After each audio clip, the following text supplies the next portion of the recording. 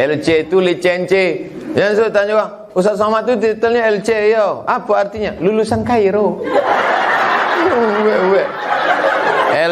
LC ko licensi. Licensi itu membacanya lisans, artinya ijazah. Orang ini sudah dapat ijazah untuk mengajar agama Islam dari Al-Azhar. DES ini bukan kampung. DSA kok nanti tulis di Google apa kepanjangan DSA. DSA kok kepanjangan Diplôme Études Supérieures Approfondies, bahasa Prancis. Karena Maroko itu dijajah Prancis, maka kurikulum pendidikannya ikut program itu. Diplôme Études Supérieures Approfondies. Setelah disahkan oleh Kementerian Agama, selevel dengan S2.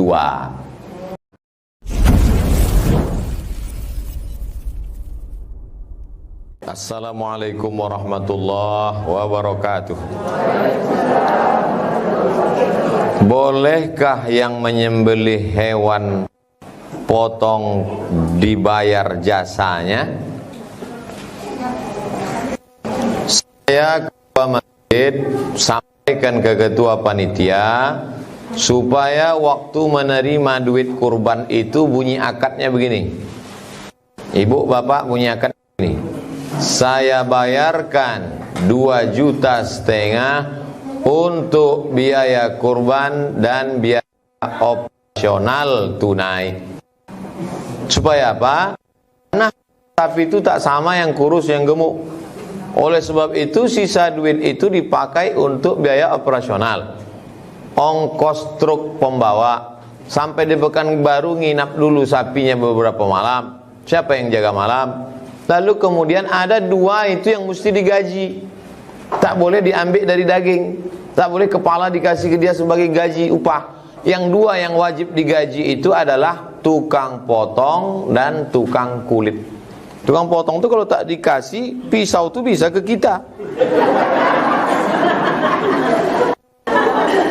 Makanya ini kita harus tanya dari awal. Bapak kalau memotong 1 ekor berapa?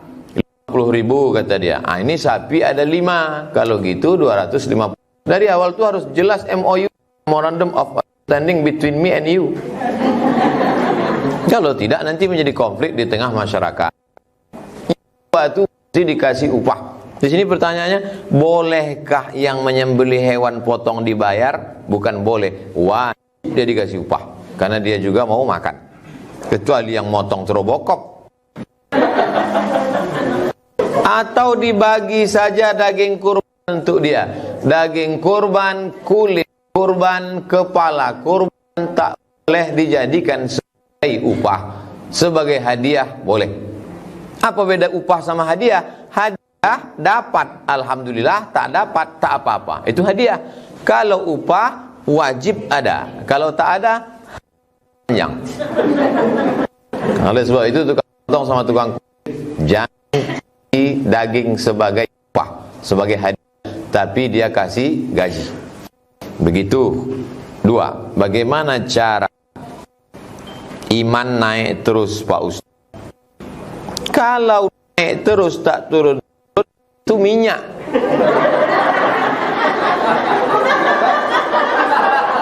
Yang namanya iman itu al-iman yazidu wa yanqus. Iman itu memang turun. Berada di tempat yang baik, dinas kesehatan. Bersama orang baik-baik, pegawai dinas kesehatan. Membahas yang baik-baik, pengajian. Iman naik. Bersama orang yang tak baik, dinas yang lain. Berada di tempat yang tak baik, membicarakan yang tak baik, iman turun. Maka mesti jaga yang tak. Supaya selalu di tempat yang baik, bersama orang baik dan beramal baik. Makanya nanti pulang dari kantor kan di rumah. Di rumah itu usahakan punya komunitas baik, lingkungan musola, masjid, surau. Di kantor punya pengajian. Masih ada pengajian surau? Alhamdulillah. Saya sangka udah almarhum. Alhamdulillah. Terus tinggal. Kita ini kan cuma 2, rumah sama tempat kerja. Di lingkungan rumah ada pengajian sore, tapi betul-betul ngaji. Ini sampai ke masjid tak mengaji, ramai ke masjid, rupanya arisan. Arisan boleh, tak apa-apa, tapi yakinkan jantung normal. Karena arisan ini kalau jantung tak normal berharap goncang nama keluar, rupanya tak keluar, kumat.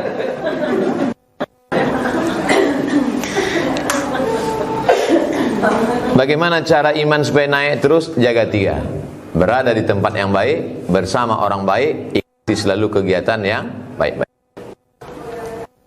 Lingkungan sering berpengaruh dan iman, betul.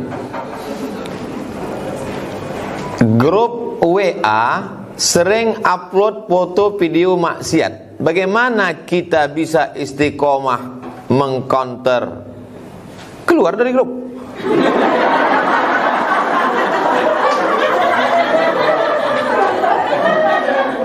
Kalau grup dinas kesehatan ini isinya watawasau bil haq watawasau bisab, yang dikirim adalah video ceramah, nasihat baik terus. Tapi kalau grup SD dulu, grup SMP dulu, isinya tak tentu arah, hanya ghibah, namimah, caci maki, sumpah serapah, lalu kemudian pula memancing-mancing untuk CLBK. Oleh sebab itu maka mohon maaf kawan-kawan grup, kalian kalau masuk neraka ramai-ramai, aku tak keluar. Dengan ada di grup itu kita sedang menyambung silaturahim. Tapi dengan bertahan di grup itu akan terjadi kemungkaran. Kalau berbenturan antara silaturahim dengan kemungkaran, mana yang lebih didulukan? Silaturahim atau menolak kemungkaran? Hebat orang dinas kesehatan bisa jawab. Kaedahnya darul mafasid muqaddam ala jalbil masalih. Perbenturan antara maksiat dengan perbuatan baik, dulukan menolak maksiat daripada mengambil yang baik. Kenapa bertahan di grup? Silaturahim apa? Maksiat isinya. Saya diundang sama jamaah, anaknya nikah, tak masuk saya. Apa ya Ustaz, ya susah kami ngantar Ustaz datang. Aku sudah datang di pintu pesta itu tak jadi. Nah, penyanyinya pakai rok pendek, lagunya jatuh bangun aku mendengar.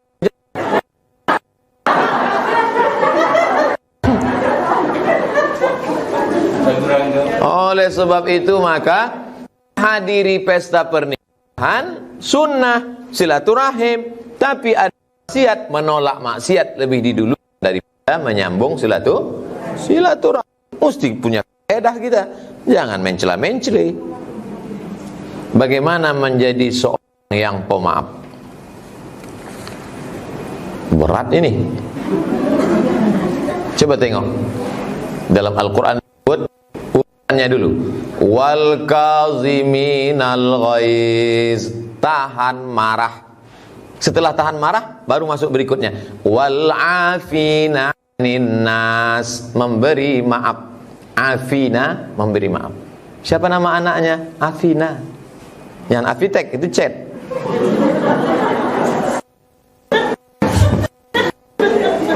Wal afina anin nas. Jadi langkahnya tahan marah dulu, setelah tahan marah baru beri maaf. Kalau duluan maaf tak tahan marah, itulah dia. Aku sebetulnya Pak Ustadz sudah kumaafkan dia. Udah jumpa sama dia sampai mati tak mau aku jumpa. Berarti tak ada maaf. Macam yang tertulis di gerobak truk di belakang, tiada maaf bagimu. Oleh sebab itu maka tahan marah. Dalam hadis yang kami bahas kitab Arba'in tentang la taghdab, jangan marah. Kalau kita marah sedang berdiri, duduk. Kalau marah sedang duduk, berbaring. Marah itu kobaran api neraka, padamkan dengan air wudu, bukan hand sanitizer.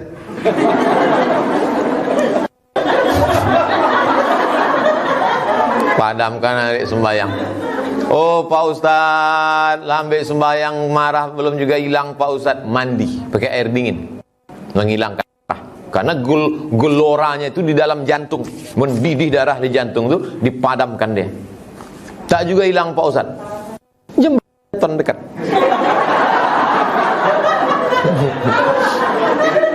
Insya Allah kalau masuk ke Sungai Siak tuh bukan cuma marah tuh hilang, kau hilang sekalian.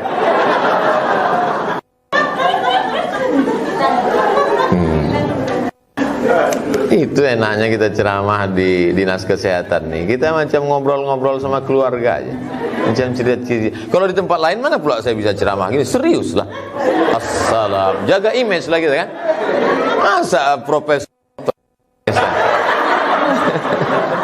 kan alang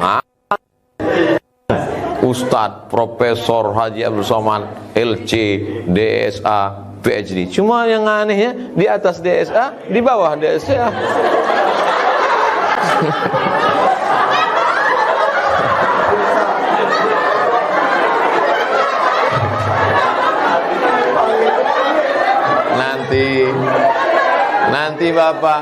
Nanti bapak ibu balik ditanya orang, kenapa titel bersama tu ubah-ubah, entah hati bawah betul. LC ko esok kalau ditanya orang, LC ko artinya licence. LC itu licence. Jangan suruh tanya orang, Ustaz Somad tu titelnya LC yo. Apa artinya? Lulusan Kairo. LC ko licence. Licence itu membacanya lisans, artinya ijazah. Orang ini sudah dapat ijazah untuk mengajar agama Islam dari Al-Azhar. DES ini bukan kampung. DSA kok nanti tulis di Google apa kepanjangan DSA. DSA kok kepanjangan Diplôme Études Supérieures Approfondies, bahasa Prancis. Karena Maroko itu dijajah Prancis, maka kurikulum pendidikannya ikut program itu. Diplôme Études Supérieures Approfondies. Setelah disahkan oleh Kementerian Agama, selevel dengan S2. PhD ini Philosophy of Doctor. S3. Profesor ini visiting profesor dari University Brunei Darussalam. Itu perlu saya jelaskan. Jadi supaya nanti kalau ditanya orang dinas yang lain, jangan disangka orang itu dinas kesehatan ini ngundang Ustaz ece-ece.